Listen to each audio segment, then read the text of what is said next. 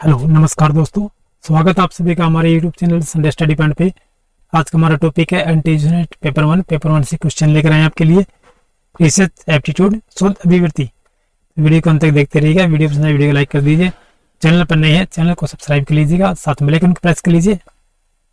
हमारी अन्य वीडियो देखने के लिए नीचे डिस्क्रिप्शन में आपको लिंक मिल जाएगा। यदि आपको किसी प्रकार की सुविधा हो तो हमें कमेंट बॉक्स में लिख सकते हैं। तो चलिए आज के हमारे पहले प्रश्न पर चलते हैं। आज का हमारा पहला प्रश्न है, अनुसंधान सदैव होता है नवीन ज्ञान की खोज करने वाला, प्राचीन ज्ञान का स्थापन करने वाला, ज्ञान के मध्य होने वाले रिक्त अवकाश को भरने वाला, ये उपरोक्त सभी। तो सही आंसर हमारा क्या होगा? अनुसंधान सदैव होता है। कैसा होता है अनुसंधान? सही आंसर हमारा ऑप्शन नंबर डी हो जाएगा। नवीन ज्ञान की खोज करने वाला होता है, प्राचीन ज्ञान का स्थापन करने वाला होता है, ज्ञान के मध्य होने वाले रिक्त अवकाश को भरने वाला होता है। ऑप्शन नंबर डी हमारा सही आंसर हो जाएगा। प्राय अनुसंधानों के आंकड़े होते हैं परिमाणात्मक केवल, गुणात्मक केवल, ए और बी दोनों से, उपयुक्त में से कोई नहीं। तो राइट आंसर हमारा क्या होगा? प्राय अनुसंधानों के आंकड़े होते हैं। कैसे होते हैं? ऑप्शन नंबर सी हमारा राइट आंसर हो जाएगा। ए और बी दोनों होते हैं। सर्वेक्षण विधि की विशेषताएं हैं। इस विधि के उद्देश्य निश्चित एवं विशिष्ट होते हैं। इसमें संपूर्ण परिभाषित समस्या पर कार्य किया जाता है। यह एक साथ विरुद्ध जनसमूह से प्रदत्त एकत्रित करने में समर्थ है। उपरोक्त में सभी सत्य हैं। सर्वेक्षण विधि की विशेषताएं हैं। कौन सी विशेषताएं हैं? उपरोक्त में सभी सत्य हैं। इस विधि के उद्देश्य निश्चित एवं विशिष्ट होते हैं। इसमें पूर्ण परिभाषित समस्या पर कार्य किया जाता है। यह एक साथ विरुद्ध जनसमूह से प्रदत्त एकत्रित करने में समर्थ है। तीनों हमारे सत्य होंगे। निम्नलिखित में से कौन सी एक विशेषता सर्वेक्षण अनुसंधान विधि से संबंधित नहीं है? यह वैज्ञानिक सिद्धांतों का संगठन करती है। यह अपेक्षाकृत अधिक जटिल एवं परिवर्तनशील है। इसमें कल्पनापूर्ण नियोजन की आवश्यकता होती है। यह व्यक्तियों की विशेषताओं से संबंधित नहीं है। निम्नलिखित में से कौन सी एक विशेषता सर्वेक्षण अनुसंधान विधि से संबंधित नहीं है? यह वैज्ञानिक सिद्धांतों का संगठन होती है। ऑप्शन नंबर ए हमारा सही आंसर हो जाएगा। सर्वेक्षण विधि में सूचनाएं संकलित की जाती है।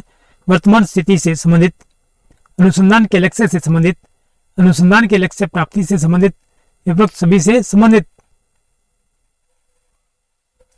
सर्वेक्षण विधि में सूचनाएं संकलित की जाती है, उपरोक्त सभी से संबंधित होती है। ये ऑप्शन नंबर डी हमारा सही आंसर हो जाएगा।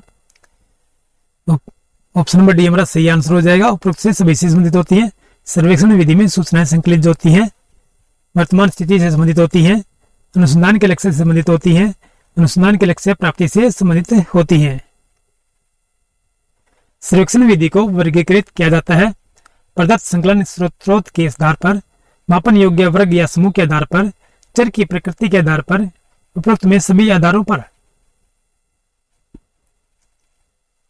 सर्वेक्षण विधि को वर्गीकृत किया जा सकता है उपरोक्त में सभी आधारों पर। ऑप्शन नंबर डी हमारा सही आंसर रहेगा।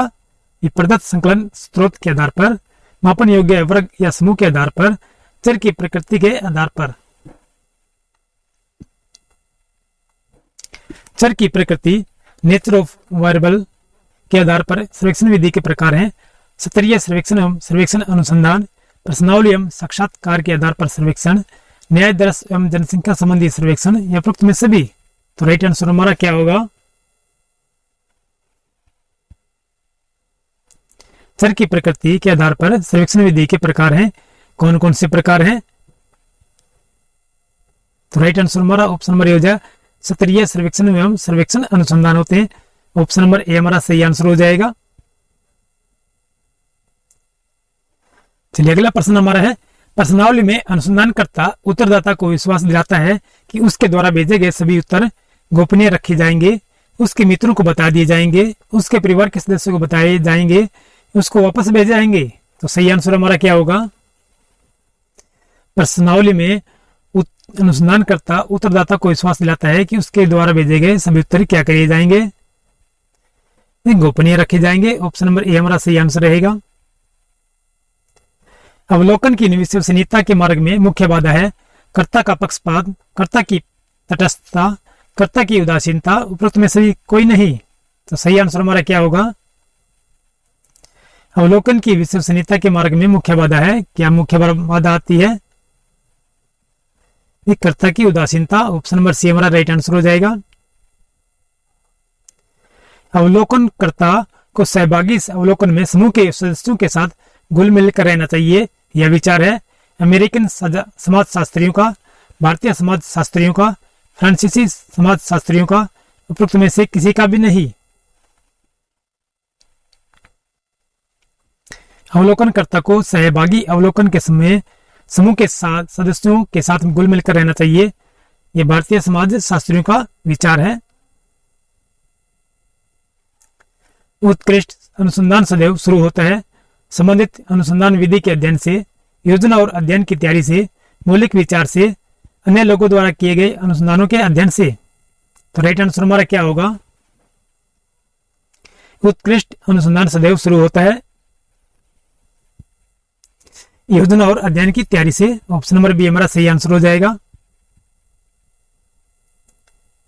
शोधकर्ता के मुख्य गुण हैं विवेकशीलता, विधिवत कार्य करने की क्षमता, उपयोगी सामग्री का ज्ञान, उत्तरदाता का सहयोग, उत्तरदाता की अपेक्षा, उत्तरदाता से मतभेद, साधनों की अपेक्षा, साधनों के चयन में उदासीनता, साधनों के ज्ञान से अनभिज्ञता। उपरोक्त में से कोई नहीं। शोधकर्ता के मुख्य गुण कौन से हैं? विवेकशीलता, विधिवत कार्य करने की क्षमता, उपयोगी सामग्री का ज्ञान। ऑप्शन नंबर ए हमारा सही आंसर हो जाएगा। अनुसंधान की गुणवत्ता की जांच की जाती है अनुसंधान की उपयुक्तता से, अनुसंधान में प्रयुक्त प्रविधि से, अनुसंधान की गहराइयों से, अनुसंधानकर्ता के अनुभव से। तो राइट आंसर हमारा क्या होगा? अनुसंधान की गुणवत्ता की जांच की जाती है अनुसंधान में प्रयुक्त प्रविधि से। ऑप्शन नंबर बी हमारा सही आंसर हो जाएगा।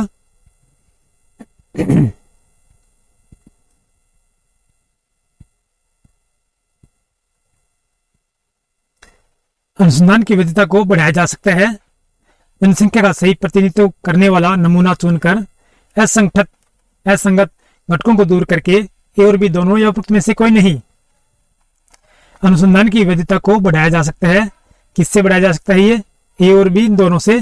ऑप्शन नंबर सी हमारा राइट आंसर हो जाएगा। क्षेत्र अध्ययन संबंधित है वास्तविक जीवन की परिस्थितियों से, प्रयोगशाला की स्थिति से, प्रयोगात्मक परिस्थितियों से। उपरोक्त में से कोई नहीं। क्षेत्र अध्ययन संबंधित है, किससे संबंधित है क्षेत्र अध्ययन? वास्तविक जीवन की परिस्थितियों से। ऑप्शन नंबर ए हमारा सही आंसर हो जाएगा। शोध के बारे में निम्नलिखित में से किस कथन से आप सहमत नहीं है? शोध स्वयं एक आनंद है। शोध देश में समाज की प्रगति में योगदान करता है। समाज की बहुत सी समस्याओं के समाधान में शोध से सहायता मिलती है। उपरोक्त में से कोई नहीं। शोध के बारे में निम्नलिखित में से किस कथन से आप सहमत नहीं है? शोध स्वयं एक आनंद है। ऑप्शन नंबर ए हमारा सही आंसर हो जाएगा।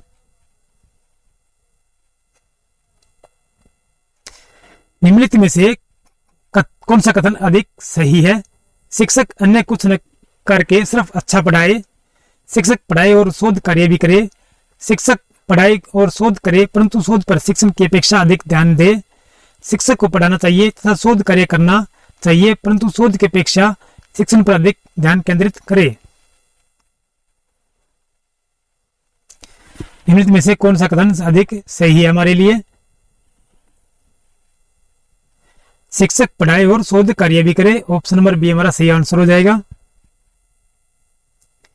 निम्न में से कौन ऋणात्मक सहसंबंध का उदाहरण है?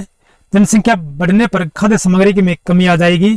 खराब कार्य दशा उत्पादन को घटाती है। भारत में भ्रष्टाचार बढ़ रहा है। मंदबुद्धि का मतलब है कि स्कूल में खराब प्रदर्शन। निम्न में से कौन ऋणात्मक सहसंबंध का उदाहरण है? जनसंख्या बढ़ने पर खाद्य सामग्री कमी आ जाएगी। ऑप्शन नंबर ए हमारा सही आंसर हो जाएगा। सामान्यीकरण से तात्पर्य है सामान्य व्यक्ति को अनुसंधान का लाभ पहुंचाना, किसी अनुसंधान निष्कर्ष को विरुद्ध स्तर पर लागू करना, किसी विशेष गुण को सामान्य बना देना। उपरोक्त में सभी। सामान्यीकरण से तात्पर्य है, किससे तात्पर्य है ये? किसी अनुसंधान निष्कर्ष को विविध स्तर पर लागू करना। ऑप्शन नंबर बी हमारा सही आंसर हो जाएगा। वस्तुनिष्ठ टेक्सों की आवश्यकता अनुभव की जाती है अनुसंधानों में, प्रयोग निष्पादन में, सामान्य व्यवहार में, उपरोक्त सभी परिस्थितियों में। वस्तुनिष्ठ प्रेक्षणों की आवश्यकता अनुभव की जाती है, किसमें की जाती है ये? उपरोक्त सभी परिस्थितियों में, सामान्य व्यवहार में, प्रयोग निष्पादन में और अनुसंधानों में। ऑप्शन नंबर डी हमारा सही आंसर हो जाएगा। अनुसंधान में निम्न में से कौन सा कथन सही है? एक अनुसंधानकर्ता से अपेक्षा की जाती है कि वह वो पठित व्यक्ति हो। एक अनुसंधान से दूसरे अनुसंधान का जन्म होता है। सभी अनुसंधान उपलब्ध ज्ञान में योगदान करते हैं। एक अच्छा अनुसंधानकर्ता एक अच्छा व्यक्ति होता है। अनुसंधान में निम्न में से कौन सा कथन सही है? एक अच्छा अनुसंधानकर्ता एक अच्छा व्यक्ति होता है। ऑप्शन नंबर डी हमारा सही आंसर हो जाएगा। अनुसंधान के सैद्धांतिक उद्देश्य होते हैं व्याख्यात्मक, परिमाणात्मक, गुणात्मक, उपरोक्त में से कोई नहीं। तो सही आंसर हमारा क्या होगा? अनुसंधान के सैद्धांतिक उद्देश्य होते हैं, ये व्याख्यात्मक होते हैं। ऑप्शन नंबर ए हमारा सही आंसर हो जाएगा। अनुसंधान के तथ्यात्मक उद्देश्यों की विशेषता है, ये वर्णनात्मक प्रकृति के होते हैं, ये कार्यकरण सूत्र को व्यक्त करते हैं, ये मानवीय मूल्यों पर आधारित होते हैं। उपरोक्त में सभी। अनुसंधान के तथ्यात्मक उद्देश्यों की विशेषता है,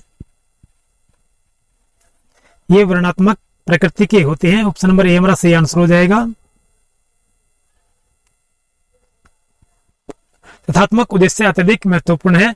ऐतिहासिक अनुसंधानों में, सिद्धांतिक अनुसंधानों में, व्यवहारिक अनुसंधानों में, इनमें से कोई नहीं। तथ्यात्मक उद्देश्य अत्यधिक महत्वपूर्ण है। तो राइट आंसर हमारा ऑप्शन नंबर ए हो जाएगा, ऐतिहासिक अनुसंधानों में है। विकासात्मक प्रकार के अनुसंधानों के अंतर्गत वर्गीकृत किया जा सकता है। दार्शनिक अनुसंधान को, क्रियात्मक अनुसंधान को, वर्णनात्मक अनुसंधान को, उपरोक्त में सभी को। विकासात्मक प्रकार के अनुसंधानों के अंतर्गत वर्गीकृत किया जा सकता है क्रियात्मक अनुसंधानों को। ऑप्शन नंबर बी हमारा सही आंसर हो जाएगा। योगदान की दृष्टि से समस्त अनुसंधानों को वर्गीकृत किया जा सकता है। मौलिक, व्यवहारिक एवं क्रियात्मक अनुसंधान, प्रयोगात्मक, ऐतिहासिक एवं दार्शनिक, अनुदैर्घ्य एवं क्रॉस काट, उपरोक्त में से कोई नहीं। योगदान की दृष्टि से समस्त अनुसंधानों को वर्गीकृत किया जा सकता है। ऑप्शन नंबर ए हमारा सही आंसर हो जाएगा। मौलिक, व्यवहारिक एवं क्रियात्मक अनुसंधान, ऑप्शन नंबर ए हमारा सही आंसर हो जाएगा। तो दोस्तों ये हमारी छोटी सी वीडियो थी। वीडियो पसंद आए तो वीडियो को लाइक कर दीजिए। चैनल पर नए हैं, चैनल को सब्सक्राइब कर लीजिएगा, साथ में बेल आइकन को प्रेस कर लीजिए। फिर मिलते हैं नेक्स्ट वीडियो में। तब तक के लिए जय हिंद, जय भारत।